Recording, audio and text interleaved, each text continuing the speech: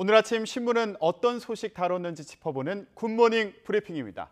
이현웅 아나운서와 얘기 나누겠습니다. 안녕하십니까? 안녕하십니까? 네. 자, 먼저 정치권 소식부터 알아보겠습니다.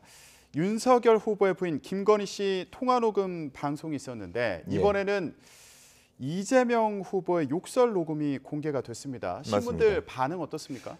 대선 후보, 배우자, 관계자들의 통화 녹취가 계속해서 나오고 있고 그에 따른 파장이 좀 커져가고 있는데 이를 두고 막 나가는 대선이다 이렇게 표현한 신문이 있었습니다. 네, 막 나간다. 막 나가는 대선 이렇게 표현을 했는데 서울신문 일면에 실린 기사입니다. 보면은 김건희 녹취, 이재명 욕설, 막 나가는 대선 이렇게 썼죠. 50일도 남기지 않은 상황에서 이렇게 녹취가 계속해서 나오고 있는 건 전례 없는 혼전 양상이 나타나고 있고 그렇기 때문에 여야가 극한 충돌을 불사하는 상황이다. 이렇게 지금 분석을 하고 있었습니다.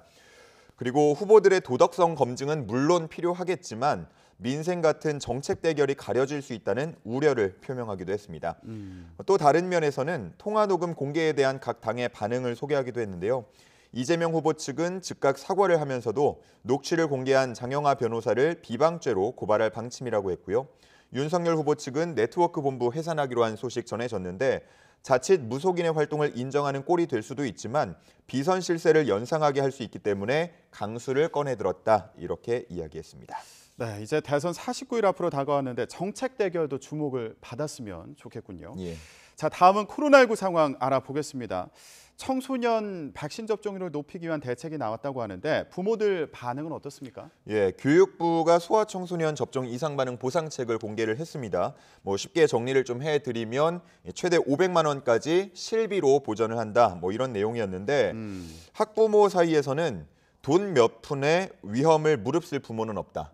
이런 반응을 보이고 있다고 합니다. 그리고 또 전문가 의견도 함께 담겼는데요. 연령에 따라서 보상의 범위가 달라져서는 안 된다라고 하면서 오히려 보상 필요성이 더 큰 쪽은 고령층과 고위험군이다. 이런 의견을 담기도 했습니다. 그러면서 이 청소년층에 대한 폭을 넓히는 것뿐만 아니라 일반 국민들 대상으로 이상 반응에 대한 의료비 지원 폭을 조금 더 넓힐 필요가 있다. 이런 내용을 동아일보가 담고 있었습니다. 지금 보시는 그래프를 보면 소아청소년 백신 접종 현황이라고 해서 18일 0시 기준으로 점점 좀 그렇게 높지 않은 그런 상황이 나타나고 있는데 최근 3주 동안 청소년 백신 접종률 증가폭이 5%포인트대, 2%포인트대, 1%포인트대 이렇게 점점 좀 줄어드는 상황이다 보니까 증가폭이 줄어들고 있군요. 그렇죠. 그래서 이제 교육부가 이런 보상책을 발표한 게 아니냐 이런 정황들이 나오고 있는데요. 일단 반응들이 썩 이렇게 반갑게 느껴지지는 않는 것 같습니다. 네, 청소년 백신 접종에 대한 우려 그리고 지원 대상에 대한 논란이 계속되고 있다는 소식이었습니다. 자, 다음 경제 관련 소식인데 LG 에너지솔루션 청약이 진행 중이죠. 맞습니다. 역대급 흥행이다 이런 얘기가 있더라고요. 그렇습니다. 어제 그리고 오늘 이제 오후 4시까지 진행이 될 텐데 말씀해 주신 대로 정말 역대급 모습을 보이고 있습니다. 그 행보를 조선일보 그리고 한국일보에서 조명을 하고 있는데요. 조선일보에 나온 그래프 지금 보시면 배터리 모양 안에 이제 그 수치가 나오고 있죠. 이전에 공모 청약 최대 규모가 SK IET였습니다. 총 80조 9천억 원을 기록했고 청약 첫날에는 22조 2천억 원 이렇게 모였었는데 LG 에너지 솔루션이 어제 첫날만 32조 7천억 원, 그러니까 이전 최고 기록보다도 10조 원 넘게 웃도는 모습을 보였고요. 이제 오늘 오후 4시까지 접수를 받으니까 일각에서는 100조 원을 넘어갈 것이다. 이런 전망이 현재 나오고 있는 상황입니다. 그래서 역대급이라고 하는 거군요. 맞습니다. 이렇게 돈이 많이 몰리는 건 아무래도 당연히 주가가 상장 후에 더 오를 것이다 라는 전망이 나오고 있기 때문인데 하지만 일각에서는 과거 배터리 화재 사고 문제 같은 의심할 여지는 아직 남아 있다면서 너무 장밋빛 전망만을 그려서는 안 된다. 이런 경계를 해야 된다는 목소리도 있다고 합니다. 한편 한국일보 같은 경우는 이런 공모주 청약에 따른 가계부채 총량 관리의 어려움을 주목했는데요. 대형 공모주가 청약을 진행하게 되면 본인이 가지고 있는 자금뿐만 아니라 신용대출까지 받아서 이른바 이제 B2라고 하죠. 그렇게 투자하는 경우가 많다면서 이럴 경우에는 가계부채 총량 규제에도 영향을 받아서 일부 대출 상품 판매를 중단해야 하는 상황도 벌어지고 관리가 좀 어렵다. 이런 금융권의 호소가 있다고 합니다. 네, 주가 상승에 대한 기대와 함께 또 B2에 대한 우려도 나오고 있는 그런 상황입니다. 자, 다음은 또 흥미로운 조사 결과가 있네요. 학생들의 장래 희망 조사 결과가 나왔다고 하는데 눈에 띄는 부분은 뭐가 있습니까? 예, 동아일보에 나온 내용 소개를 좀 해드리겠습니다. 교육부하고 한국직업연구원이 조사한 결과고요. 네. 학생 2만 3천여 명, 학부모 1만 5천여 명, 그리고 교원까지 해서 응답한 결과입니다. 지금 그래프 나오고 있는 왼쪽이 2020년 조사 자료고 오른쪽이 2021년 고등학생 희망 직업 상위 10개입니다. 네, 노란색으로 표시되어 있는 부분이 있네요. 예, 맞습니다. 그 부분이 이제 많이 올라갔다라고 해서 표시가 돼 있는 건데 컴퓨터 공학자, 소프트웨어 개발자입니다. 흔히 얘기하면 뭐 코딩 프로그래머도 있을 거고요. 가상현실 전문가도 여기에 포함이 됩니다. 이렇게 순위가 급격하게 오른 거는 코로나 장기화로 인해서 온라인 활동이 늘면서 자연스럽게 이 부분에 대한 관심이 커진 것이라고 분석을 하고 있었습니다.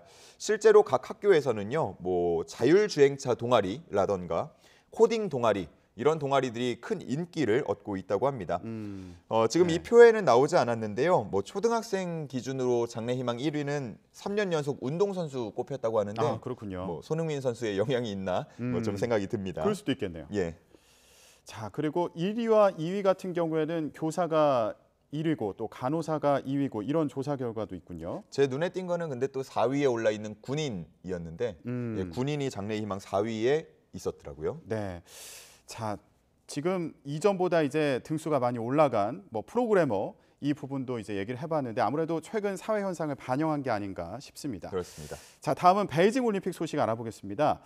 다음 달 4일이면 이제 개막을 하는데 코로나19 때문에 중국이 몸을 사리고 있다 이런 얘기가 있습니다. 예, 맞습니다. 뭐 최근에 자국민에게도 입장권 판매하지 않기로 결정을 한 것도 코로나, 특히나 또 오미크론 변이 확산에 방지를 하기 위해서인데 여기에 더해서 이제 해외 직구를 중단할 것을 권고했다고 합니다. 이 내용이 이제 경향신문에 실려 있는데 최근 베이징 방역 당국이 오미크론 변이가 국제 우편을 통해서 베이징에 들어왔을 가능성이 있다고 하면서 시민들에게 해외 배송 물품 구매를 중단할 것을 권고했다고 합니다.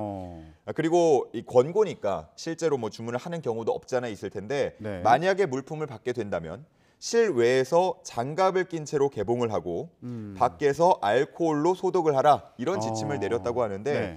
이게 참 저희가 일반적으로 택배를 받았을 때 그 모습을 생각해 보면 쉽진 않은, 지키기 그러게요. 쉽진 않은 좀 지침인 것 같고요. 전문가들도 이런 지침을 비판하고 나섰습니다. 과학적이라기보다는 정치적인 행위이다 이렇게 평을 하거나 실외에서 알코올로 소독하는 등의 지침은 노력의 낭비다 이렇게 좀 말하기도 했다고 합니다. 네, 올림픽 개막을 앞두고 코로나19 때문에 경계를 좀 강화하는 그런 상황으로 보이는데 우리나라 관련된 소식도 있습니다. 예. 쇼트트랙의 심석희 선수 결국 출전이 무산된 건가요? 맞습니다. 그동안 법원의 결정을 좀 기다리고 있는 상황이었는데 결국은 출전이 무산이 됐고요. 심석희 선수가 신청한 가처분 신청이 이제 기각이 됐기 때문에 출전이 무산됐다 이렇게 말씀을 드리는 겁니다. 조선일보에 이 내용 담겨 있는데요. 그동안 자격정지 2개월 징계가 내려졌었고 이에 대해서 가처분 신청을 냈지만 심석희 선수가 국가대표로서 품위 유지 의무를 지키지 않았다면서 법원은 이를 기각했습니다. 심석희 선수는 이에 대해서 결과를 받아들인다라고 했고요. 피해를 받았던 모든 분들께 죄송하다면서 다시 한번 사과를 한 상황입니다.